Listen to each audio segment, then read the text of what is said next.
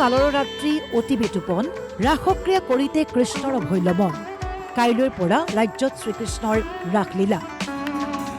পিছে মাজুলীত আজিৰে পৰাই আৰম্ভ হৈছে ৰাস 186 বছৰীয়া পৰম্পৰাৰে মাজুলীত অনুষ্ঠিত হৈছে ৰাস 32 অনুষ্ঠানৰ 67 ৰংগমঞ্চত অনুষ্ঠিত হৈছে ৰাসলীলা ৰাসৰ বাবে ৰাজ্যৰ ভিন্ন প্ৰান্তৰ পৰা মাজুলীলৈ জনশ্ৰুত এই উপলক্ষে 6 নৱেম্বৰত স্থানীয় বন্ধ ঘোষণা কৰা হৈছে মাজুলী 6 নৱেম্বৰত মুখ্যমন্ত্ৰী হিমন্ত বিশ্ব শৰ্মাই মাজুলীত উপভোগ কৰিব ৰাস আজি এমাহজোৰা প্ৰস্তুতিৰ শেষ হোৱাৰ পৰ্যায়ত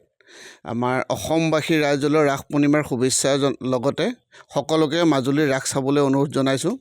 যিহেতু মাজুলীত দুৰ্গা পূজা নহয় বছৰত এবাৰে ৰাস হয় এই ৰাস অনুষ্ঠানৰ কাৰণে সকলো আগ্ৰহেৰে বাট চাই থাকে আৰু মাজুলীৰ সংস্কৃতি ৰাসৰ সংস্কৃতি যাতে অসমত বিয়পি থাকে ভাৰতত বিয়পি থাকে তাৰে আমাৰ কামনা কৰি সকলোকে ৰাস চাবলৈ উপভোগ কৰিবলৈ অনুৰোধ জনালোঁ দেৰগাঁৱতো চলিছে ৰাসৰ আয়োজন দক্ষিণ দলিজলীয়া গাঁৱত 24 সংখ্যক ৰাস মহোৎসৱক লৈ চলিছে ব্যাপক প্ৰস্তুতি ইফালে বোকাখাততো চলিছে ৰাসৰ পূৰ্ণ আখৰা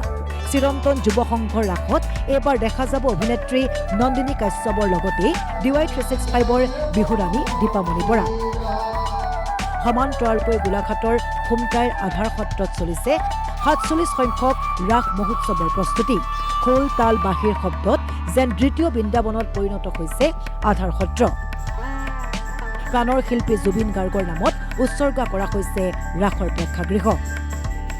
জুবিন গাৰ্গ আমাৰ মাজৰ পৰা হেৰাই গৈছিল সেইকাৰণে এইবাৰ আমাৰ সম্পূৰ্ণ প্ৰেক্ষাগৃহ তেওঁৰ নামত আমি উৎসৰ্গা কৰাৰ লগতে সেইদিনাখন সুধাকণ্ঠ দিৱস পৰিছে আৰু আমি মহান শিল্পীজনকো আমাৰ মঞ্চতে সেইদিনাখন আমি শ্ৰদ্ধাৰে সুঁৱৰিম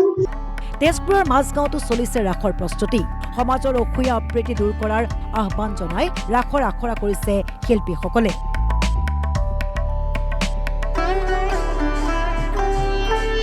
চামগুৰিতো দুদিনীয়া কাৰ্যসূচীৰে চলিছে ৰাস মহোৎসৱৰ প্ৰস্তুতি প্ৰায় 100 গৰাকী যুৱতী মহিলা এতিয়া ব্যস্ত হৈ পৰিছে আখৰা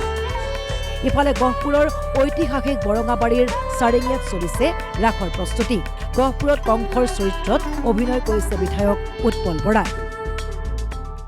আৰু এইবাৰ আমাৰ পশ্চিম অঞ্চলত আমাৰ বহুত পুৰণি ৰাস এখন চাৰিঙীয়া ৰাসত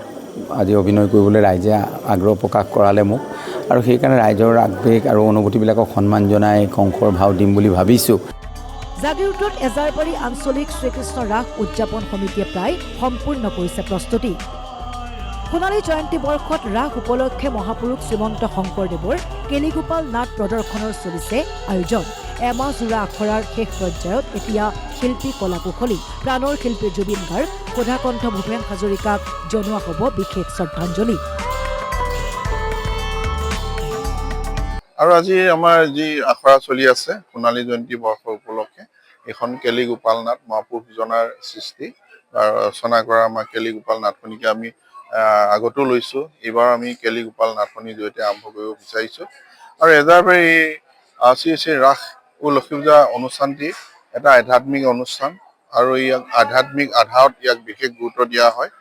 আৰু এই ক্ষেত্ৰত এই সামাজিক অনুষ্ঠানটিয়ে আজি এটি বছৰকৈ যিহেতু আমি 50 বছৰত ভৰি দিছে আৰু ইয়াত ৰাইজৰ যথেষ্ট সহযোগিতা আমি পাইছোঁ উজনিৰ সমান্তৰালকৈ নামনিতো চলিছে ৰাসৰ প্ৰস্তুতি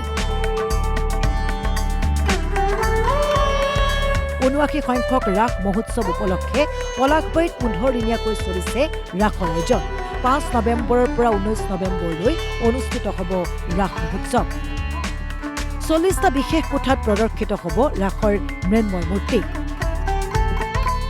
থাকিব দক্ষিণ কামৰূপীয়া লোক সংস্কৃতি আনন্দ মেলাৰ লগতে সংগীতানুষ্ঠান পলাশবাৰী ৰাসৰ দুৱাৰ উন্মোচন কৰিব ৰাজ্যপাল লক্ষ্মণ প্ৰসাদ আচাৰ্য যে এইবেলি যেহেতু অসমৰ লগতে ভাৰতবৰ্ষ নিয়মান হৈ আছে জুবিন গাৰ্গদেৱৰ মৃত্যুত আমিও মৃত্যুত নিয়মান হৈ আছোঁ তেখেতক শ্ৰদ্ধাঞ্জলি জনাৰ কাৰণে আমি সন্মুখভাগতে এটা মূৰ্তিৰ ব্যৱস্থা কৰিছোঁ ভূপেন হাজৰিকা দেৱৰ শতবাৰ্ষিকী চলি আছে তেখেতকো এই বৰেণ্য ব্যক্তিসকলক সন্মান জনাৰ কাৰণে তেখেতৰো এটা প্ৰতিমূৰ্তি আমি সন্মুখভাগতে ৰখাৰ ব্যৱস্থা কৰিছোঁ ব্যুৰ ৰিপৰ্ট DY 365